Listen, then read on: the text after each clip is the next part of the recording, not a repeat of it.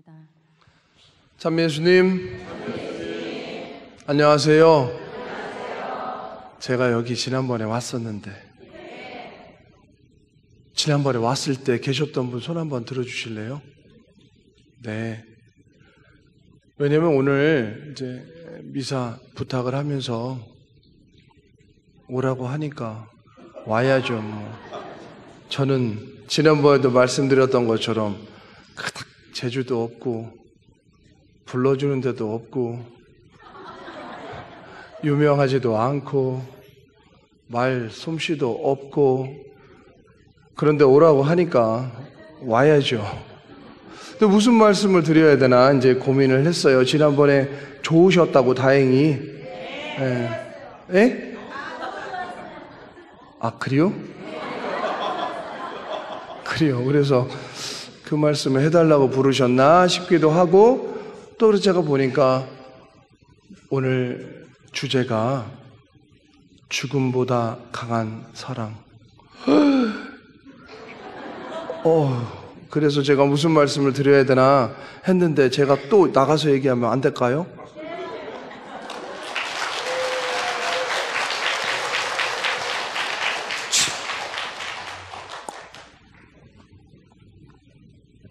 이게 편해요. 저기 멀리 있으면 신자들 뵙기도 그렇고 이게 잘 안 돼서 저는 그냥 가까이서 하고 싶은데요. 네, 여러분 감사합니다. 그래서 제가 이제 올라왔어요. 대전에서 올라왔는데 올라오면서 많은 생각을 했습니다. 특별히 6월은 예수 성심성월이잖아요. 예수님의 마음, 그렇죠? 그리고 바로 뒤에 성모 성심, 티 없으신 깨끗하신 성모 성심 기념일했잖아요. 지난주에 바로 예수님의 마음과 성모님의 마음을 우리가 묵상을 했잖아요.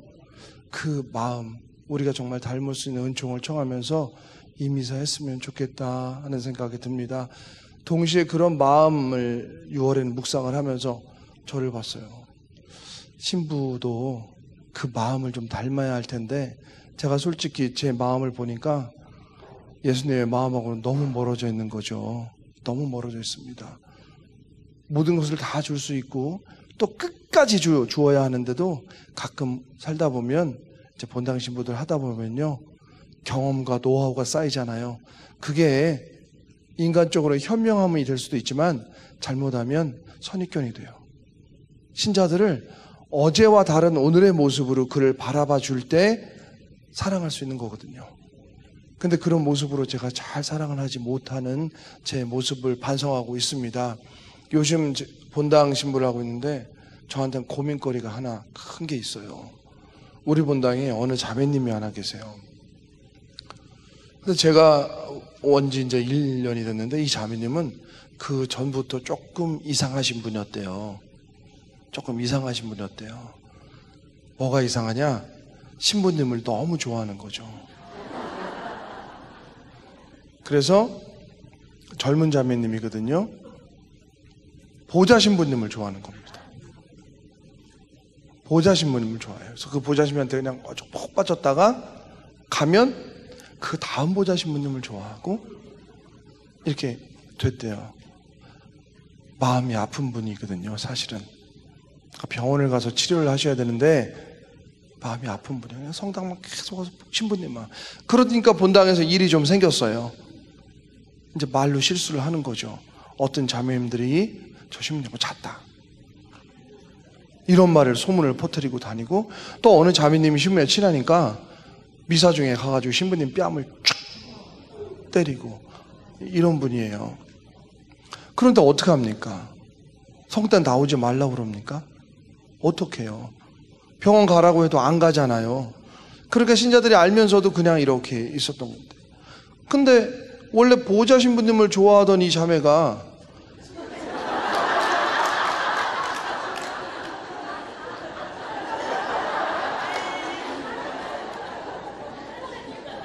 제가 부임을 하니까 분명히 보좌가 있었는데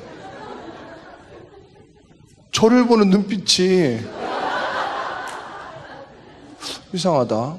그래서 제가 보좌 신부한테 야, 아무 계시면 저분은 원래 보좌 담당 아니야? 그랬습니다. 그리고 나서 이제 그 보좌는 좀 바뀌었는데 후임 보좌가 바로 안 오고 한 달 있다가 부임을 했어요. 그 한 달 사이에 이제 완전히 저한테 왔습니다. 제가 인기가 좀 있나 봐요. 근데 왔어요. 어떡합니까? 매일 기도를 하죠. 저는 제발 자매님 실수하지 않고 그 신자들한테 부탁을 레이주오도 하고 성가대도 하고 막 이래요. 저 자매님은 아픈 분이니까 내치지 말고 받아라. 왜냐하면 우리 교회는 누군가를 내칠 수 있는 권한을 받질 못했어요. 그렇잖아요. 누군가를 내칠 수 있는 권리가 없어요. 우리 신자들은 모두를 받아줘야 되는 의무만 존재하는 게 교회 아닙니까? 그 사람이 아프다고 해서 그 아픈 게 몸이 아플 수도 있고 마음이 아플 수도 있고 정신이 아플 수도 있는데 그렇다고 해서 그를 내칠 수는 없잖아요. 잘 받아줘라. 근데 이게 수위가 점점 높아지는 거예요. 한 번은 성가대에서 성수순례를 갔다 왔는데 이제 한마디씩 하잖아요. 마이크를 딱 잡고 딱 신자들 앞에서 오늘 성순례 이제 이야기를 하는데 자기는 저랑 이미 사랑을 약속했고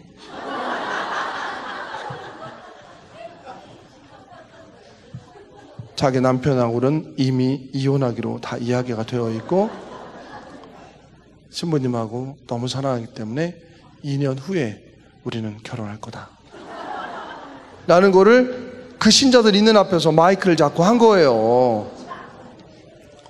참 팔자에도 없는 결혼식 날짜도 상견례도 없이 이렇게 잡아버렸으니 네, 그랬습니다. 걱정이죠. 어떡합니까?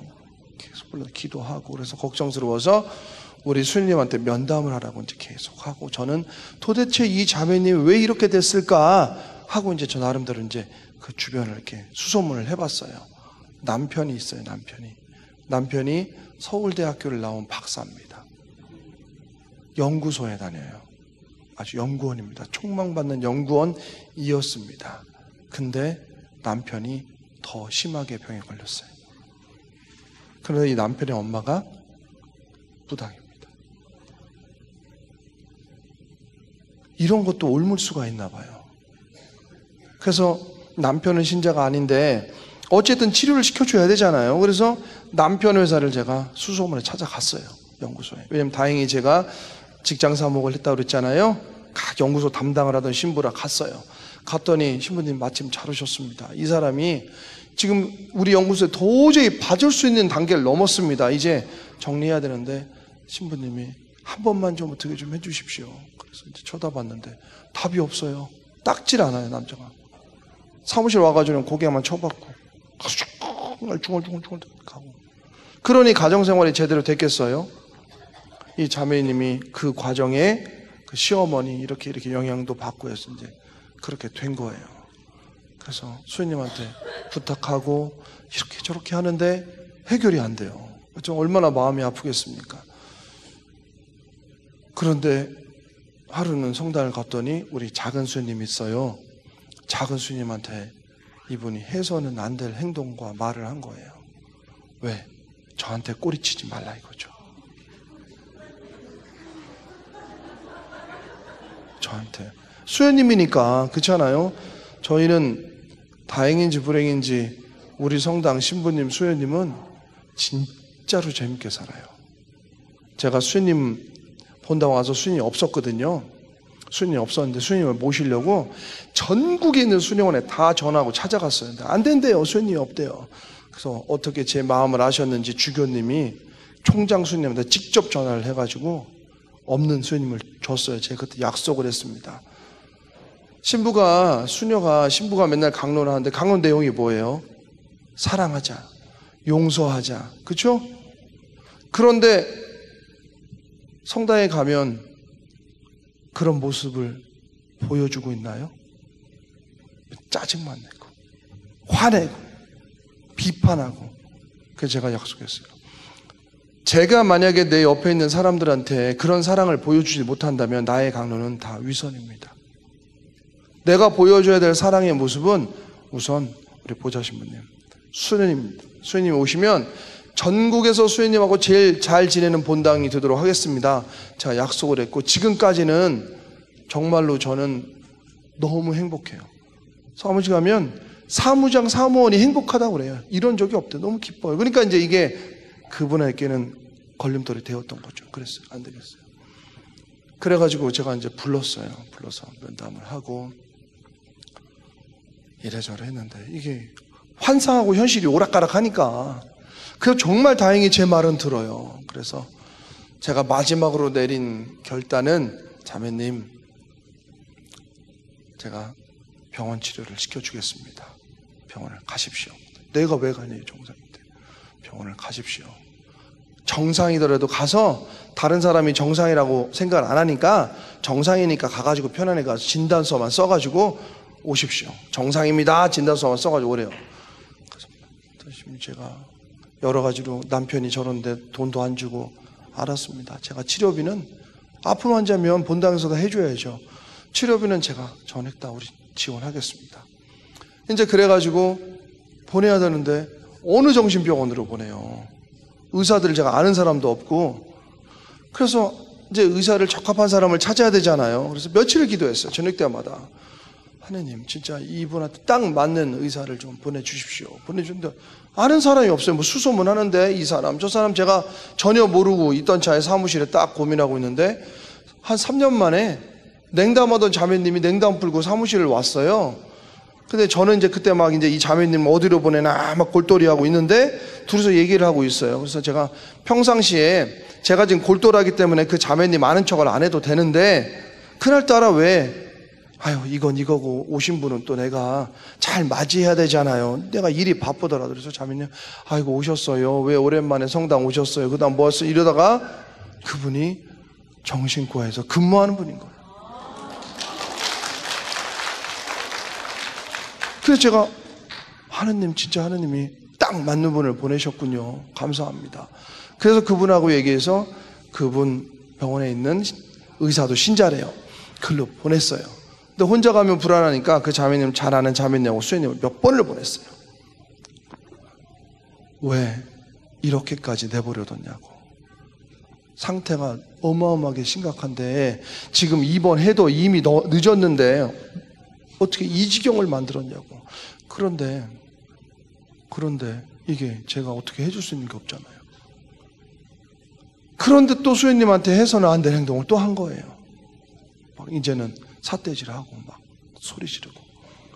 어떡합니까? 제가 불러다가 그랬습니다. 자매님이 치료를 받는다면 내가 다 해주겠습니다. 그런데 정상적이란 진단서를 안 가져오면 이제 자매님 우리 성당 활동하지 마세요. 왜냐면 그 자매님이 이미 미사 중에 어느 자매님은 뺨을 때리 영성치 않은 자매님을 쫓아가서 뺨을 때리고 이런데 이게 만약에 수녀님한테 이렇게 되면 어떻게 되겠어요. 그래서 보냈어요. 그리고 나서 지금 한 열흘쯤 됐는데 제가 매일 기도합니다. 여러분. 그분 위해서 매일 기도해요. 신부가 그 부자가 아비 부자 아닙니까? 에? 신자이잖아. 아들 자잖아요. 아픈 아들도 아픈 딸도 내 딸이잖아요. 영적으로. 근데 그걸 오지 말라고 한 신부의 마음이 얼마나 아프겠어요. 지금 제가 너무 열흘 동안 너무 마음이 아파서 오늘 여러분들 오늘 오면서 좀 기도 좀 부탁하려고 왔어요. 제가 사실은 여러분들 기도 좀 했어요. 아픈 사람들이 너무 많아요. 너무 많아요. 그렇죠? 네, 그렇습니다. 그래서 오늘 주제가 이제 죽음보다 강한 사랑이잖아요. 죽음보다 강한 신앙이고 저는 이거 하면 딱 떠오르는 분이 한 분밖에 없어요. 우리 어머니. 정말 감사해요. 죽음보다 강한 사랑. 저한테 그 사랑이 가능하다는 것을 보여주신 분이 어머니예요. 제가 지난번에도 말씀드렸듯이 저는요 그 유아세례 받고 컸죠. 그러니까 제가 원래는 7월 27일 날 태어났어요. 7월 저기 대전 옆에 홍성촌에서요. 그때 태어날 때 애가 너무 잘나가지고 동네가 환해졌다는. 그런데 제가 이제 우리 그 대종손이에요. 대종손. 그냥 종손도 아니고 종갓집의 대종손입니다. 근데 저희가 대전 사람이니까 우리 할아버지가 지금 대종손이 났는데 거기다 놓을 수 없잖아요. 그러니까 딱 3주 만에 제가 대전 나와서 세례를 받았어요. 그러니 지금 가도 1시간 반인데 옛날에 우툴부툴한 길을 그 3주 된 애를 데리고 왔을 때 요렇게 변형이 된 거죠. 외치세요. 아니, 그렇게 됐어요. 그래서 세례를 받고 저는 그 할아버지랑 살았어요. 할아버지랑 할머니랑 이제 종갓집에서.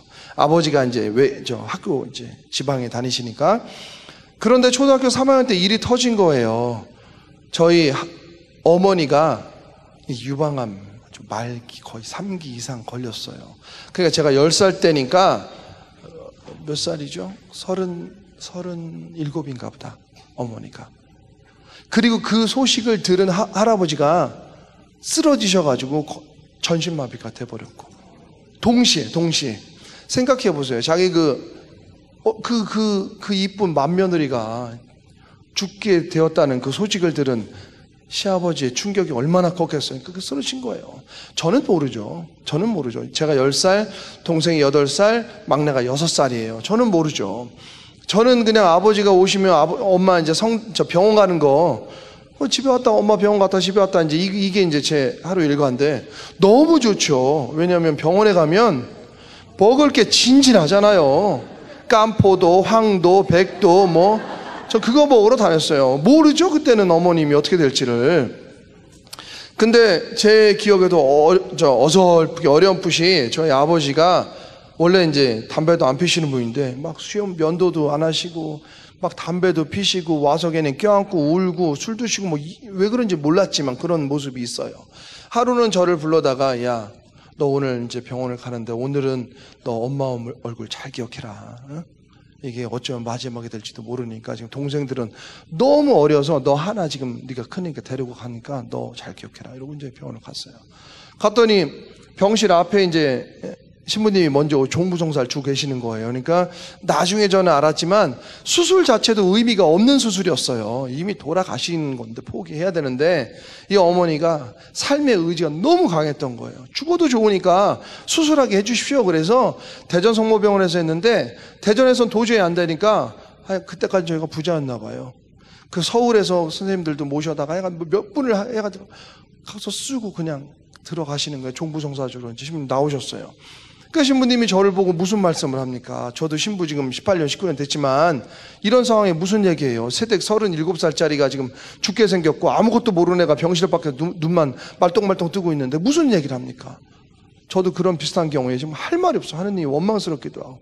그런데 그 신부님은 다행히 저한테 그러셨어요. 야, 너 엄마 수술할 때 가서 기도해.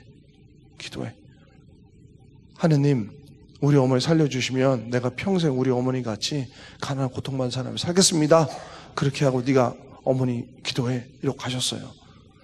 저는 어머니가 수술한 10몇 시간이죠. 13시간인가 14시간인가 그래요. 그 시간 동안 기도했어요. 10살짜리 아이가 여러분 정말 13시간 14시간을 기도해 본 적 있으세요? 10살짜리 아이가 어디서 그런 힘이 나왔는지 몰라요. 기도하는 방법을 알아요? 뭘 알아요? 그냥 거기서 우리 엄마 살려주시면 내가 평생 이렇게 살겠습니다. 이렇게. 그런데 그 수술이 끝나고 기적적으로 살아나셨어요. 기적적으로. 그래서 근데 여자로서 생명인 이 가슴을 다 잃었죠. 잘라낸 가 저기가 없어요. 막 그 뼈에 이제 겨우 붙은 그런 처참한 몰골로 살아나셨는데 그 뒤에 항암 방사선 치료 기타 등등. 근데 이제 할아버지는 영영 회복이 안 됐어요. 대소변을 다 받아내는 상황이 된 거죠. 그러니까 집에는 환자가 둘 플러스 우리 할머니. 우리 할머니는 젊었을 때부터 잘 걷지를 못했어요. 네 발로 기어 다니셨어요. 그 환자가 셋이 집에 있었습니다. 그런데 그렇게 기적적으로 살아나신 어머니는 은총을 체험한 거죠.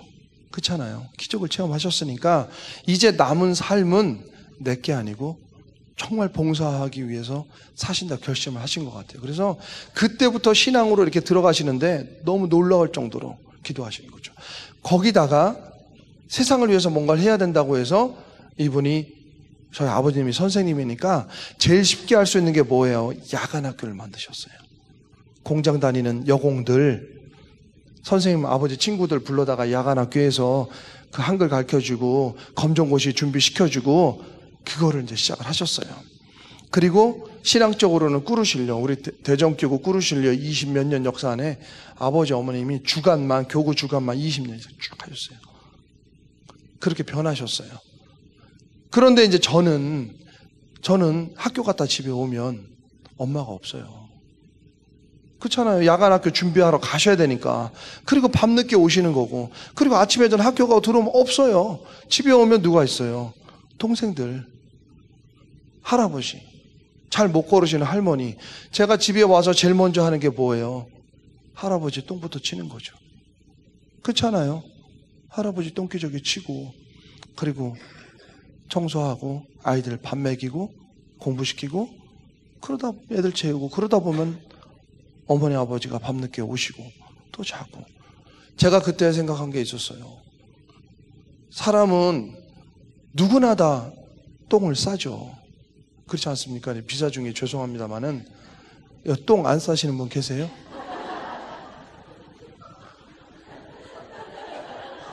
뭐 똥이 무슨 그렇게, 똥 안 싸시는 분 계세요?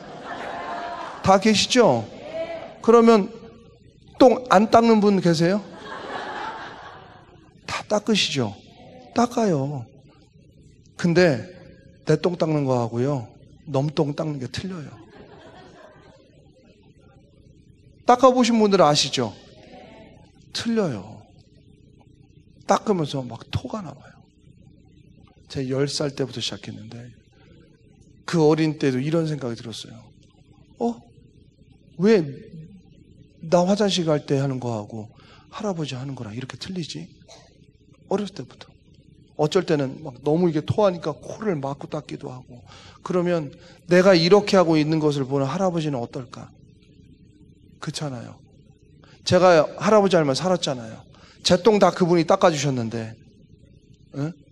근데 내가 지금 이게 역겹다고 할아버지, 물론 이게 정신이 올바르진 않으시지만 내가 코 막고 이렇게 닦는 거를 할아버지는 어떻게 생각할까? 그러니까요, 전 어렸을 때부터 똥 닦으면서 진짜 기도 많이 했어요. 도와주세요, 진짜 이거. 근데 너무 힘들었어요, 이거 똥 닦는 게. 그런데다가 할아버지가 담배를 피시는데 하루에 한 12갑 정도 피셨어요. 믿어지지가 않지요. 믿어지지가 않아요. 아침에 눈을 뜨면요, 그럼 가가지고 불을 붙여드려요. 왜냐면 왼손만 썼거든요. 그럼 왼손으로 담배불을 피고 다시 붙이고 피고, 눈 뜨고 있으면 담배를 들고 계세요. 하루 종일. 그러다가 끄고 주무시고 일어나면 하면 가서 담배불 붙여주고, 안 하면 난리가 나죠. 이제 말씀 못 하시니까. 12갑 하루에. 게다가 할머니가 또 한두 갑 피시고, 집에 담배가 꽉 차 있어요. 담배 냄새가 쪄들었죠. 거기다가 아무리 똥오줌을 잘 치운다고 해도 냄새 아시잖아요. 냄새가 역겨울 정도로 꽉 차 있어요. 그 냄새를 맡아보신 분들은 계실 거예요. 옛날 집들은 맡아보신 분들 계실 겁니다. 그 속에서 살았어요. 그 속에서 먹고 놀고 다 살았어요.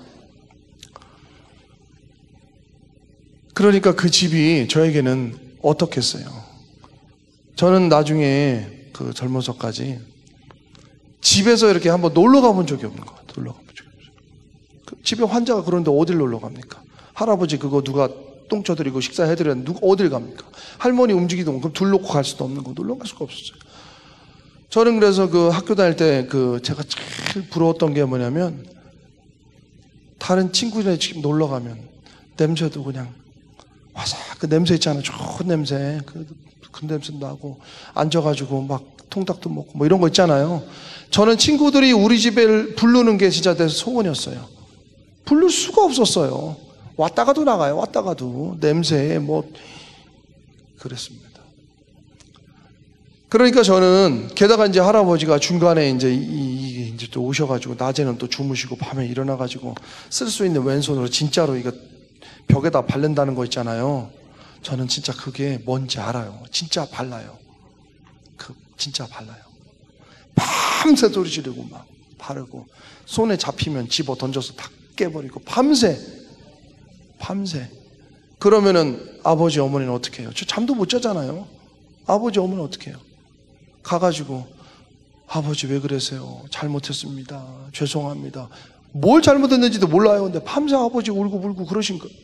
그러고 당신은 낮에 주무시고 밤이 되면 그렇고 이게 집이 정말 생지옥이 그런 거죠. 그렇게 컸어요. 그러다가 제가 중학교 2학년쯤 됐을 때 이제 동생이 좀 컸잖아요. 제가 이제 핑계김에 독서실을 간다. 공부한다고 이제 간 거죠. 그래서 이제 거기서 좀 안 좋은 경험들을 했다고 제가 지난번에 말씀드렸잖아요. 거길 갔더니 애들이 술 먹고 담배 피고 하대요. 근데 그런 거 있잖아요. 그때는 왠지 안 하면 밀리는 것 같은 분위기. 그래서 제가 거기서 담배도 피고 술도 먹고 이제 이렇게 됐어요. 그러니까 창피한 일이에요. 창피한 일인데 그렇게 됐습니다. 그렇게 됐는데 그 10살 때 기도한 이후로 저는 제 꿈이 항상 의사였어요. 항상 의사. 왜냐하면 하느님하고 한 약속이 하느님이 들어주셨다고 생각을 했고 그게 제가 의사가 되는 거라고 생각을 했기 때문에 한 번도 제가 의사 외에 꿈을 적어보지를 않았어요. 그러니까 그렇게 놀면서도 담배 피고 술 마시고 독서에서 막 껄렁껄렁 했지만 참 묘하게 의사는 돼야 되잖아요. 이거 하느님하고 한 약속이잖아요. 그런데 하느님 도와주셔서 공부는 정말 잘했어요. 의사가 돼야 되니까. 그런데 마음이 힘들죠.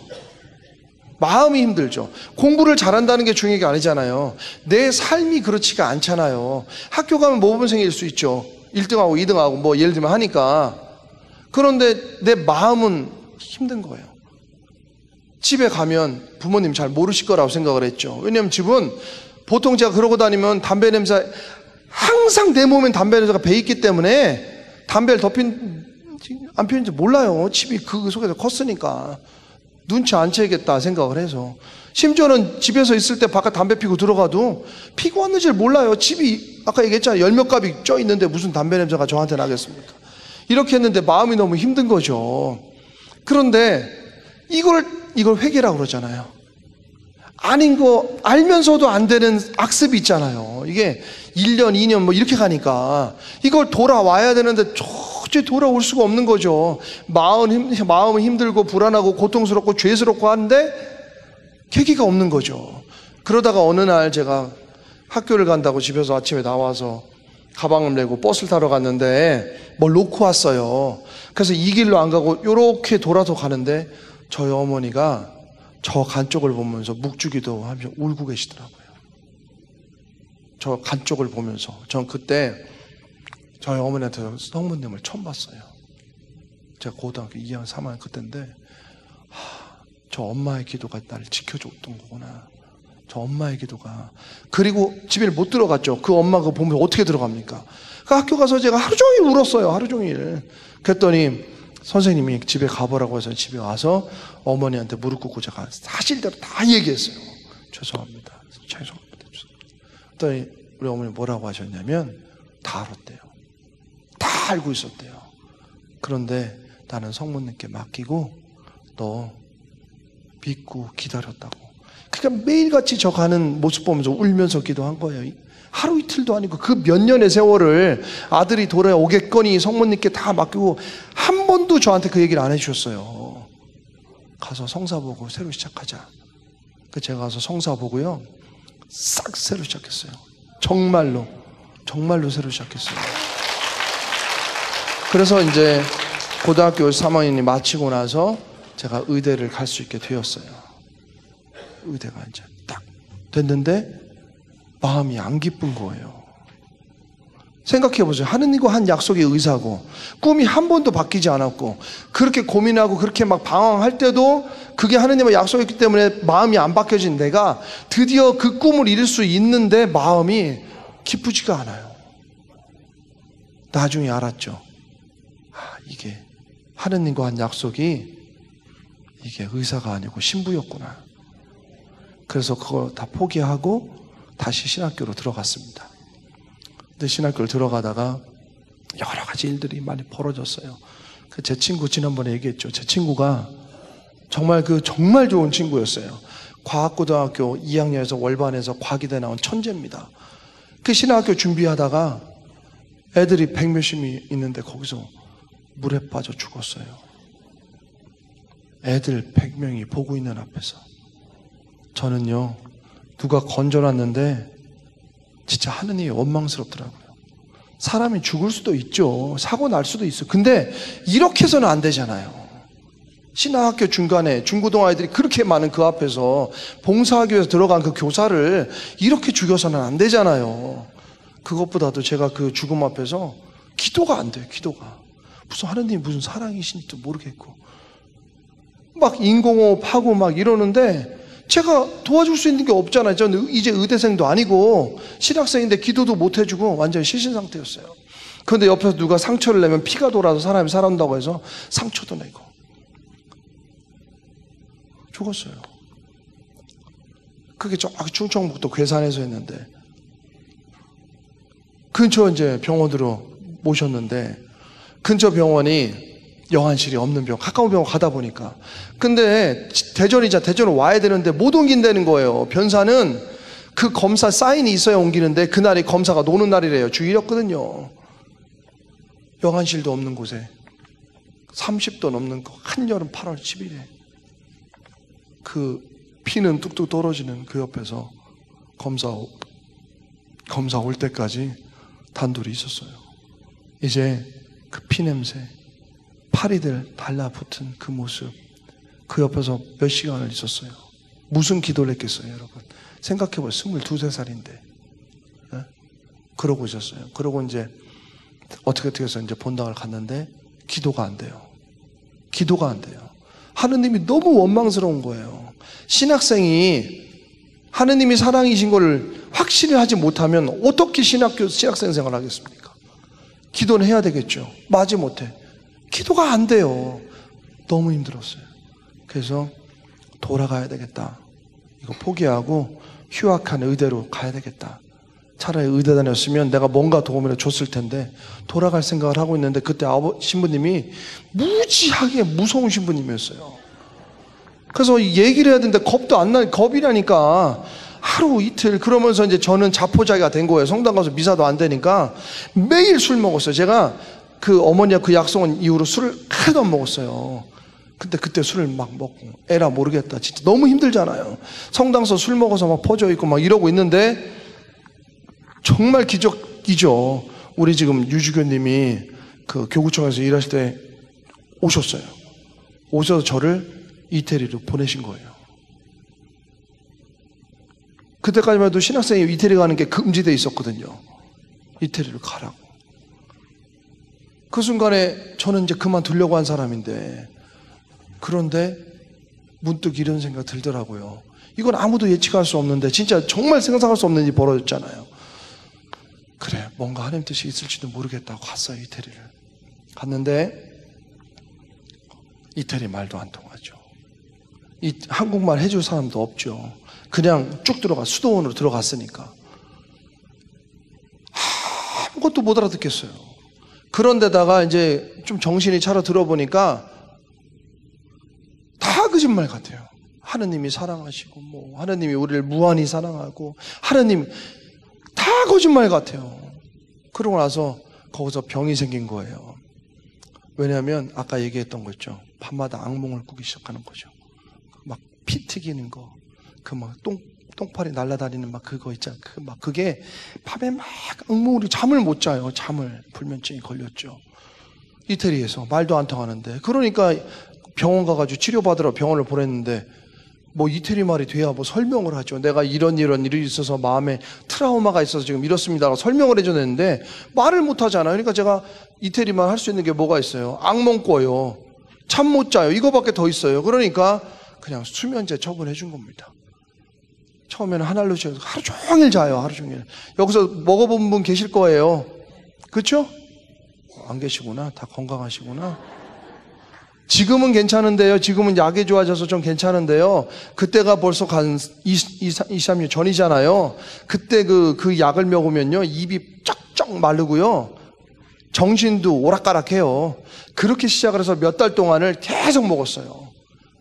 한 알부터 세 알, 뭐 이렇게 늘어가기 시작하는 거죠. 그러면 나중에 3달쯤 지났을 때 어떻게 되냐면요. 제가 눈을 뜬 거하고 감은 거하고 차이가 없어요. 눈을 뜬 거랑 감은 거랑 차이가 없어요. 걷지도 못했어요. 걷지도 못했어요. 화장실도 내 발로 못 갔어요. 그냥 약만 먹고 이렇게 있었어요. 누워 있었던 거예요. 그런데 거기 있던 그 신학생들이 있었을 거 아닙니까? 우리 조가 있었을 거 아닙니까? 그 신학생들이 저를 매일 화장실 데려다 주죠. 매일 샤워시켜 주죠. 그리고 그 신학생들이 수업하고 묵상하고 매일 와가지고 저한테 계속 얘기를 해주는 거야. 알아듣지는 못 알아듣는 옆에 계속 얘기해 주면서 오늘은 이런 일이 있었는데 이랬다. 계속 얘기해 주고 저를 운동시켜 주고 닦아주고 대소변 그것도 다 도와주고 하는 거예요. 그래서 제가 순간적으로 이런 생각 들었던 거죠. 도대체 저 애들이 나를 이렇게까지 사랑할 수 있는 이유가 뭘까?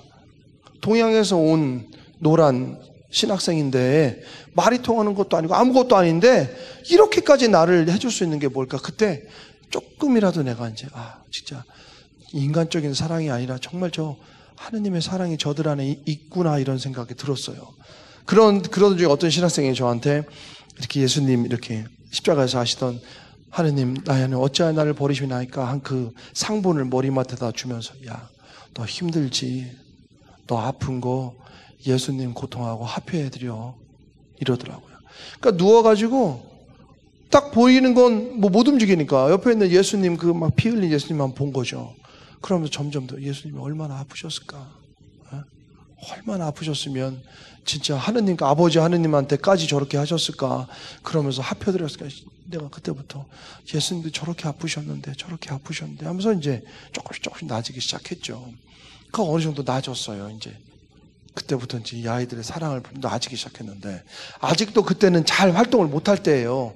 그런데 이 아이들이 몇 달 동안 저를 그렇게 해주고 제가 나아지는 그렇게 기뻐하더라고요. 그래서 하루는 제가 조금 움직일만 해서 내가 나가서 이 아이들 옆에만 있어줘도 아이들이 좋아하겠다 싶어서 벽 잡고 이제 갔어요. 그때가 우리 아이들이 우리 팀이 수도원에 그 식당 청소하는 날이었어요. 그래서 제가 나가니까 너무 기뻐하죠. 그렇게 막 누워있던 애가 나왔으니까 제 발로. 그러니까 여기다가 벼 좋은 데다가 의자를 놓고 여기 앉아서 우리 청소하는 거 보래요. 자기들이 막 청소하고 막 좋다고 막 박수치고 저도 이제 몇 달 만에 첫 걸음 한 거니까. 막 하다가 어느 순간에 보니까 애들이 없어졌는데 애들이 끝났다고 다 가버린 것 같은데 이 식당이 우리 한 90명쯤 먹는 데니까 커요. 그 식당에 이 바닥 청소가 안 끝난 거예요. 구정물도 있고 막 이런 거예요. 그럼 이상하다. 이거 안 끝났는데 애들은 가버렸네. 이거 어떡하지? 저는 그럴 힘이 없었으니까. 근데 갑자기 제 머릿속에 딱 들어온 말씀이 사랑하는 자에게만 나를 보여주겠노라. 그 말씀이 들어온 거예요. 그러니까 미 마니페스테로 아꿰로케 미아마 나를 사랑하는 사람에게만 나를 보여주겠다는 그 말씀이 딱 떠오른 거예요. 그래서 일어나서 왜 그런지 일어나서 제가 걸레를 잡고 청소를 했어요. 근데 그 안에서 느껴지는 막 기쁨, 행복, 가슴 벅찬 이거는 무슨 말로 표현할 수가 없어요. 나를 사랑하는 자에게만 나를 보여주겠다.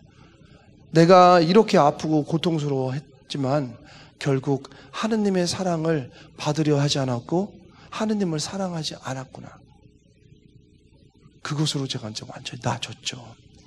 나아져서 이제 공부를 이제 쭉 했는데 거기 이제 로마에서 공부하게 이제 되었어요. 그런데 집에 가끔 전화를 해보면 언제부턴가 우리 엄마가 전화를 안 받아요. 이상하잖아요. 어디 가셨다 그러고 안 계시다고 그러고 근데 그것도 이상하잖아요. 그래서 나중에 동생한테 제가 막 화를 내면서 너 사실대로 얘기해. 어떻게 된 것 같더니 암이 재발됐다는 거예요. 두 번째, 여기 아시는 것처럼 암이 재발되면 90% 이상이 죽어요. 그 소리를 들으니까 뭐 아무것도 안 들어오는 거죠, 머릿속에. 그래서 허락도 안 받고 그냥 비행표 사가지고 들어와 버렸어요. 제가 그럴까봐 우리 어머니가 연락을 하지 말라고 그런 거예요. 들어와 버린 거. 왜 들어왔냐고 그러죠. 가서 교구청 가서 뒤지게 혼났죠. 생각을 해보세요. 신학생을 유학을 보냈는데 들어온다 얘기도 안 하고 그냥 지가 들어와 버렸으니까 본당심에도 혼나는데 그때는 아무것도 안 들어오는 거죠. 근데 또 기적적으로 살아나셨어요. 그때는 신장을 하나 떼셨어요. 신장을. 콩팥을. 그리고 이제 신학교를 이제 제가 복학을 했죠. 근데 언제부턴가 어머님이 아프다고 그러시는 거예요. 그래서 병원 좀 가시라고 했더니 뭐 좌골신경통이라고 그래, 또 뭐죠, 여자 골다공증이라고 그래, 막 이런 처방을 받고 오시는 거예요. 그래서 아니 그러시지 말고 제대로 좀 받으라고 했더니 어머님이 암으로 하도 이걸 많이 하니까 거의 그걸 한 주치의가 있었을 거 아닙니까? 그 사람이 이제 잘 친한 사람이니까 그랬다는 거예요. 아니 이거 걱정하지 말라고, 이거 암 아니니까 이거 물리치료나 받고 이렇게 돈 들어가니까 검사하지 말라 이랬다는 거예요. 그게 오진이었어요. 이분은 계속 암으로 이제 아파오는데 걱정하지 말고 좌골신경통에 골다공증이라고 물리치료만 받고 있었으니까. 그러다가 나중에 도저히 안 되겠다 해서 했는데 말기암이 또 된 거예요. 세 번째 말기암. 이제 그때는 제가 신학교 대학원 다닐 때였어요. 제 밑에 있는 동생이 서울대학교 대학원에 논문을 마무리하고 있을 때예요. 혼자 하는 게 아니라 공동 논문을 하고 있을 때고, 막내가 군대에 있을 때입니다. 아버지가 시골에 교장 선생님으로 나가서 혼자 계실 때고, 할머니, 할아버지는 여전히 살아계시는 거. 네? 어떡합니까? 이제 말기 3-4달밖에 못 사신다고 서울로 가야 된다고, 대전은 안 되니까. 그래서 저기 원자력병원, 거기 원자력병원 있잖아요. 그 마지막에 가잖아요. 글로 가야 된대요. 3-4달밖에 안 된다고. 할아버지는 어디로 모셔요? 할머니는 어디로 모셔요? 그러니까 아버지 형제분들이 둘을 못 모시니까 한 분씩 모시고 갔어요. 그럼 어머니 모시고 서울에서 병원 생활할 사람이 누가 있어요? 아버지가 교장 선생님인데 그럼 사표 쓰시고 어머니 모셔야 되나요? 제 밑에 있는 동생이 졸업 논문 마지막 딴 친구랑 쓰고 있는데 동생이 그거 포기하면 걔도 졸업 못 하잖아요. 막내 군대에 있고. 내가 이것저것 그렇다고 돈 줘서 딴 사람한테 시킬 수도 없잖아요. 마지막에 내가 해야 되겠다. 어머니 마지막 가는 길 내가 모셔야 되겠다 하고 신학교에 가서 신부님한테 저 휴학하겠습니다. 이래서 제가 어머니 병가로 해야 되겠습니다 했어요. 한국 천주교의 역사상 병가로 한다고 휴학한 사람이 없죠. 앞으로도 없을 거예요. 또 제가 막 그러니까 신부님이 알았다. 그러면은 휴학시켜주마. 그러나 신학교에 네 방 그대로 놓을 테니까 짐은 들고 나가지 마라. 몸만 갔다가 어머니 해주고 언제든지 돌아와라. 네가 힘들고 어려우면 네 방은 그대로 있을 거니까 와서 쉬고 기도하고 가라. 정말 감사한 신부님 아니겠어요? 그래서 어머니하고 병원 생활을 시작을 했어요. 원자력병원 가서 그 1인실, 2인실 의료보험 안 된다고 그래서 그쵸, 6인실, 8인실 들어가잖아요. 그러면 아시는 것처럼 거기가 돛대기 시장이잖아요. 보호자들 와서 밥해 먹고, 지금 벌써 95년이니까 20년 전의 일입니다.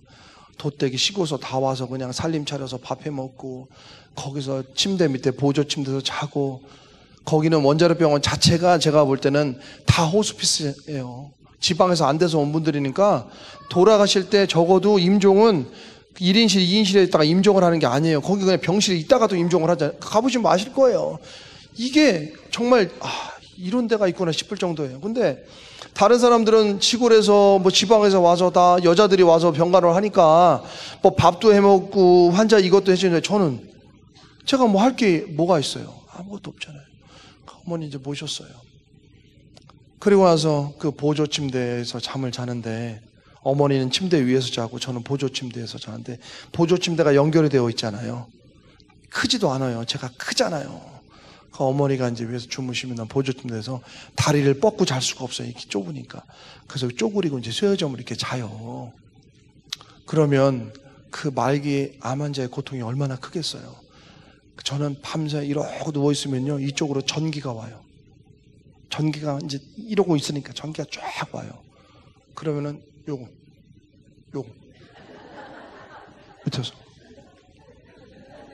요거 하고 있는 거예요. 왜냐하면 내가 움직이면 어렵게 잠드는 어머니 깨잖아요. 그 고통 중에 딱 겨우겨우 잠들었는데 내가 돌아서면 침대가 이렇게 해서 깨잖아요. 안 되잖아요. 밤새 이거 했어요. 밤새 진짜로 막. 너무 절인데도. 그런데 나중에 알게 됐는데 어머니도 마찬가지였어요. 그 말기 암 환자가 이러고 있는데 아들이 지금 자는 것 같잖아요. 내가 여기서 움직이면 아들 깨잖아요. 그 고통 중에도 묵주기도 하면 식은땀 뻘뻘 흘리면서도 안 움직여요. 그 엄마의 사랑이라는 것이 그렇게 대단한 것 같아요. 여기 다 어머니들 계시니까. 그러면 이제 항암 치료를 이제 하면 지방 갔다가 올라오잖아요. 제가 어머니 모시고 집에 가다 통증이 너무 심하니까 특히 밤에 고통스럽고 새벽에 그러면 모시고 빨리 응급실로 가서 마약 주사라도 맞고 와야 돼요. 그런데 이것도 한두 번이죠. 그래서 제가 신학생이니까 막 어떻게 해가지고 불법으로 그 주사를 제가 불법으로 구했어요. 마약 주사. 처방 있어야 되는 거를 사정사정해서 그리고 주사기를 제가 사가지고 배웠어요. 어머니 그럴 때 응급실 새벽에 모시고 이것도 보통 일이 아니 시간 걸리잖아요. 그거 제가 사가지고요. 제가 어머니 주사 놔드렸어요. 어머니 언제든지 힘드시면 저한테 얘기 좀 해주세요. 내가 가서 놔드리면 되니까. 그때 얘기를 안 하죠. 아들 깰까봐. 저는 그래서 항상 잠을 어머니 그 안방 여기다 귀를 이렇게 대고 밤새 있었어요. 조금만 이상하면 들어가서 주사는 왜 얘기를 안 하니까. 이상해서 들어가면 막 식은땀 흘리면서 묵주기도 하고 있어요. 왜 안 했냐고 했더니 너 자야지 주사 놔드리고 이렇게 살았죠. 근데 3-4달밖에 안 된다고 하신 그분이 1년을 사신 거예요. 저랑 같이 1년을 사신 거예요. 근데 문제는 신학교 복학을 해야 되잖아요. 그렇잖아요. 제가 그렇게 했는데 복학을 해야 되잖아요. 어떻게 해요? 제가 1년 동안 다 했는데 이거 신학교 가겠다고 놓고 나갈 수 있어요? 제 1년 동안 노하우가 있잖아요. 또 동생이 이제 할 수 있는다고 해도 동생한테 그걸 다 어떻게 해줄 수가 있어요. 한 달에 진짜 이건데. 그러니까 제가 학교를 가서 상의를 해야 되는데 제 얼굴이 기뻤겠습니까? 그렇잖아요. 이거 어떻게 해야 될지. 이미 의대로 돌아가기는 늦었어요. 휴학 기간이 끝났으니까 이제 대학원이고 이제 어떡합니까? 어머니 이거 병간호를 해서 신학교를 포기해야 되는 겁니까? 아니면 신학교 간다고 어머니 포기해야 되는 겁니까? 여러분? 진짜 이게 말이 안 나오죠. 제 마음 기도를 해도 답이 없어요. 그러고 있는데 학교를 갔어요. 신부님 1년만 더 주십시오. 3-4달 사신다고 했는데 1년을 사셨는데 지금 제가 여기서 포기하면 할 사람이 없습니다. 설마 그렇게 오래 사시겠습니까? 1년만 더 주시면 다 정리하고 들어가겠습니다. 또 신부님 뭐라고 하냐면 안 돼. 이제는 안 돼. 이제는 네가 결정할 시간이 왔대요. 네가 이것도 하나님 뜻이니까 사제직 포기하고 병간호 하면서 모시고 살든지 아니면 성소의 길을 가든지 이제 이건 네가 결정하래. 더는 안 된대요. 그러니 제가 어떻겠습니까? 어떻게 극복해서 여기까지 왔는데 그렇잖아요. 포기하기에는 하나님과 한 사제 약속이 있고 그렇다고 어머니를 보면 돌아갈 수가 없고 그러고 있었대요. 그러더니 어머니가 눈치를 채신 거죠. 저를 불러서 그래 야 복학해. 엄마가 그때 저 10살 때 죽었다 생각할 때 하나님께 기도한 게 있대요. 하나님 6살, 8살, 10살 이 아이들 놓고는 못 죽습니다. 이 아이들이 사람 구실할 때까지만 살게 해주십시오 했는데 대학원 졸업했고 대학원 다니고 있고 군대 마치고 다 했으니 하나님께서 내 그 소원을 다 들어주신 거야. 이제 인간적으로 어떻게 할 수 있는 게 없잖아. 이제 방법이 없잖아. 인간적으로는 이제 하나님께 맡기자. 엄마는 하나님께 너무 감사한다. 이렇게 해주신 것만 너무 맡기자. 그러면서 우리 이 아픔을 하나님께 봉헌하자 이러더라고요. 저는 그때 어떤 신학교 신부님도 저한테 주지 못한 큰 깨달음을 줬어요. 아픔을 봉헌한다는 거. 그 전까지는요, 아픔은 참아내는 줄 알았어요. 아픔을 봉헌하는 거예요. 어떡합니까? 그러면서 만약에 네가 복학 안 하면 나 치료 안 하겠어. 말기 암 환자가 그 항암 치료 한 달 연명하는데 그거 안 하면 끝이에요. 가라고. 어떡합니까? 그래서 복학을 결정을 했어요. 그리고 이제 집을 싸고 이제 학교를 가야 될 거 아니에요. 짐을 들고 나오는데 돌아볼 수가 없죠. 어머니가 이제 대문까지 휠체어 끌고 나와서 이제 가는 아들을 보는 건데 돌아볼 수가 없죠. 그렇게 와서 골목을 딱 꺾어줘서 제가 살짝 어머니를 봤어요. 그랬더니 제가 고등학교 때 보던 그 모습 그대로 울면서 묵주기도를 하고 계시더라고요. 그게 제가 본 어머니의 마지막 모습이었어요. 제가 복학한 지 한 달 조금 더 돼서 돌아가셨어요. 네. 너무나도 밝은 모습으로 가셨죠.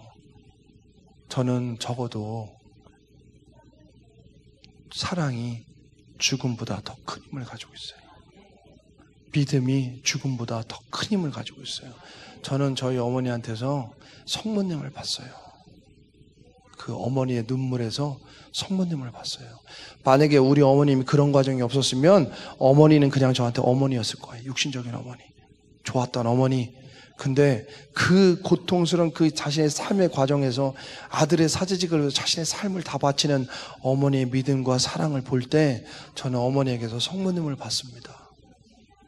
저는 일찍 가셨지만 하느님께 감사합니다. 저한테 성모님을 주셨잖아요. 엄마를 주신 게 아니고. 오늘 주제가 죽음보다 강한 사랑입니다. 죽음보다 강한 사랑이 존재한다는 것을 저는 우리 어머니를 통해서 체험하고 확신합니다. 그래서 저도 그렇게 살려고 노력을 합니다. 그렇게 노력합니다. 그리고 정말 여기 계신 한 분 한 분들이 세상에 그 모든 것을 이겨낼 수 있는 것이 사랑임을 증명했으면 좋겠습니다. 그리고 고통을 봉헌했으면 좋겠습니다. 고통은 절대 참는 게 아니에요. 고통은 봉헌하는 겁니다. 여러분의 고통이 봉헌될 때 거기에 성모님이 계실 것이고 여러분의 고통을 봉헌할 때 거기에 은총이 머물게 될 겁니다. 여러분 한 분 한 분 정말로 세상 속에 그렇게 살아갈 수 있는 또 다른 성모님이 되었으면 좋겠습니다. 네, 그리고 끝으로 그 야고보서 말씀 제가 하면서 끝내도록 하겠습니다. 야고보서의 5장 13절에 이런 말씀이 있어요. 여러분 중에 고통받는 사람이 있습니까? 이렇게 물어봐요. 여러분 중에 고통받는 사람이 있습니까? 한번 손 한번 들어주세요. 나 고통받고 있다. 네, 내리세요. 제 얘기가 아니고 야고보서의 성 야고보 성인의 말씀입니다. 그러면 기도하십시오.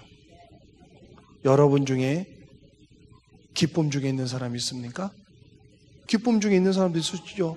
예, 있죠? 그러면 야고보 성인이 뭐라고 해요? 여러분 찬양 노래 부르십시오. 우리가 살면서 분명히 두 가지 안에 들어옵니다. 고통 중이든 기쁨 중이든 고통 중일 땐 봉헌하고 기도하시고 기쁨 중 땐 찬양하세요. 우리가 살아가는 삶 중에 이 기도와 봉헌, 찬양 외에 어떠한 감정이 들어가지 않도록 여러분들이 노력하셨으면 좋겠습니다. 이런 마음으로 미사 같이 봉헌하시겠습니다. 감사합니다.